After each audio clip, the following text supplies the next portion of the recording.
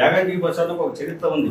ఇక్కడ వచ్చే భక్తులు నిరంతరం బాగా ప్రతి సంవత్సరానికి వచ్చేసి వేల సంఖ్యలో పెరిగిపోతూ ఉన్నారు. వాళ్ళకి కావాల్సినటువంటి సదుపాయాలన్నీ మనం ఏర్పాటు చేయడం బట్టి మా డిపార్ట్మెంట్ మీద ఉంది కాబట్టి నాకు మైనింగ్ చేసే దమ్ము ధైర్యం ఉంది. నాకు నేను ఒక సాధారణ ఉద్యోగి, నేను మైనింగ్ చేశాను. ఇంత నీచాతి నీచంగా ఎంత గోదాతి ఘోరంగా మాట్లాడము, బుద్ధలో కాల్ చేస్తామంటారు, చంపుతామంటారు.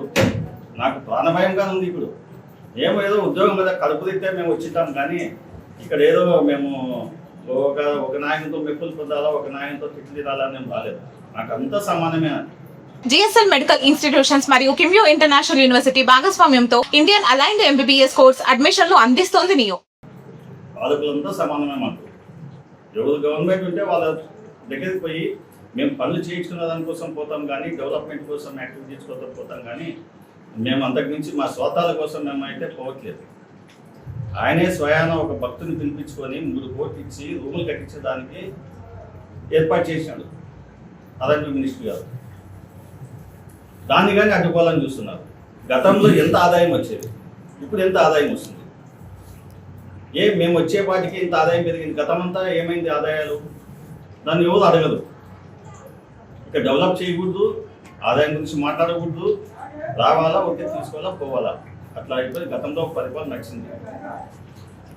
ఇవన్నీ ఇప్పుడు అడ్డుకున్నందుకు మా మీద లేనిపోని అలిగేషన్స్ పెట్టి లేనిపోని కోర్టులకు పోయి నేను మైనింగ్ చేశానని చెప్పేసి, ఇల్లీగల్ కన్స్ట్రక్షన్స్ పెట్టినానని చెప్పేసి కోర్టుల నుంచి కానీ నాకు ఛార్జెస్ పెట్టించిన ఘనత ఈ పెద్ద మనుషులకు ఉందన్నమాట.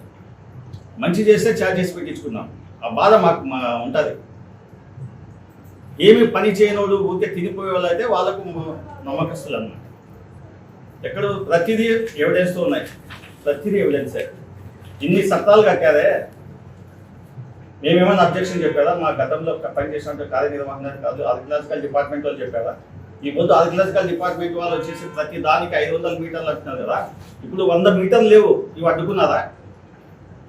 ఇప్పుడు 650 మీటర్లు దానికే మాకు నోటీస్ ఇస్తారు, ఇప్పిస్తున్నారు.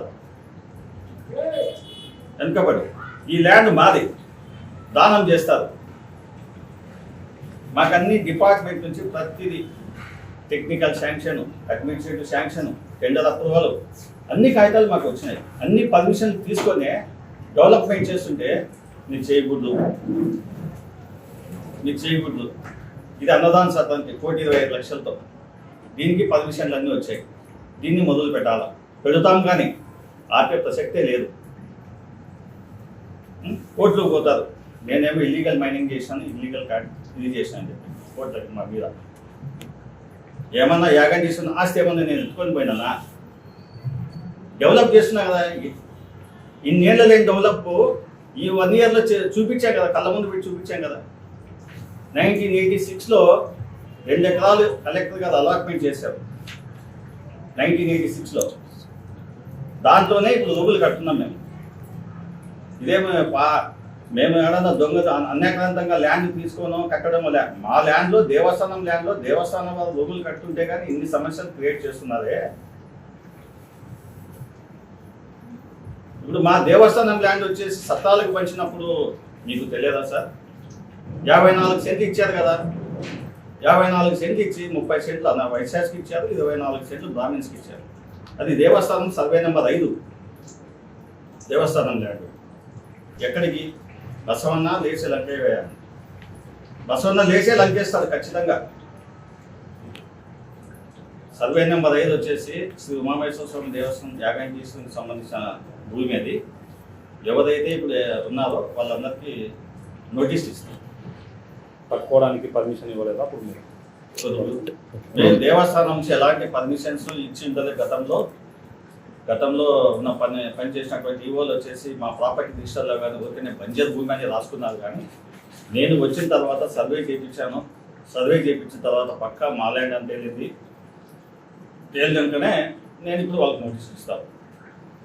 అట్లానే సర్వే నెంబర్ 6లో వచ్చేసి కాకసాని రాంభూపాల్ రెడ్డి గారు వచ్చేసి యాగశాల కట్టాలని, వేద పాఠశాల కట్టాలని చెప్పేసి 85 సెంట్లు భూమి దేవస్థానానికి రిజిస్టర్ చేసి ఇచ్చున్నారు. ఆ భూమిలో కానీ మళ్ళీ ఆయన వచ్చేసి యాగశాల కట్టుకొని ఉన్నారు. వాళ్ళకి కానీ నోటీస్